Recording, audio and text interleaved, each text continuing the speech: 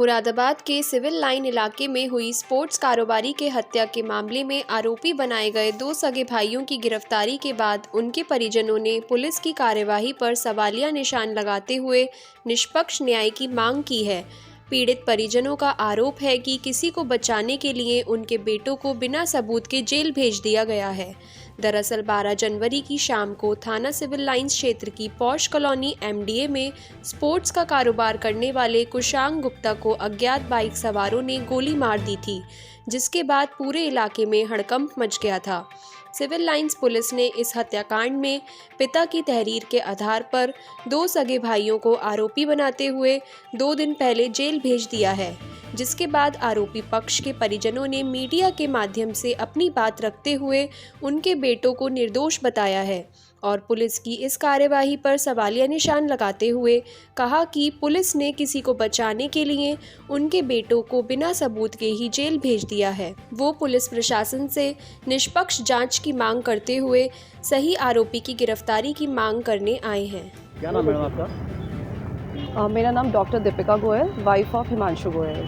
अच्छा, किस लिए पहुंचे हैं, क्या है प्रॉब्लम? सर, मेरे हस्बैंड को और मेरे देवर को दोनों को एक झूठे मर्डर केस में फंसाया गया है, जिसकी जो जानकारी है हमें वो भी रात को मिली जब पुलिस हमारे घर आई थी। उन्होंने बताया कि इन पर चार्जेस लगाए हैं, FIR दर्ज की है, इन दोनों के नाम से इन्होंने एक मर्डर किया है। तब हमें पता चला कि ऐसा कुछ हुआ है।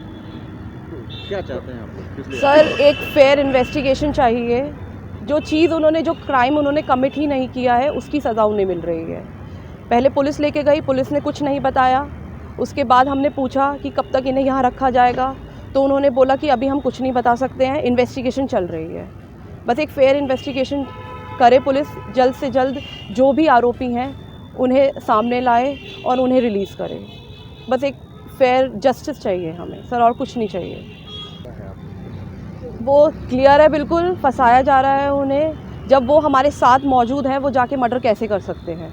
जो FIR उनके फादर ने उनके नाम से दर्ज की थी, उसमें उन्होंने लिखा था कि मेरे बेटे ने मरते समय मुझे बताया कि प्रांशु ने गोली चलाई, हिमांशु उसके साथ बैठा हुआ था, वो दोनों गोली मारकर बाइक से भाग गए।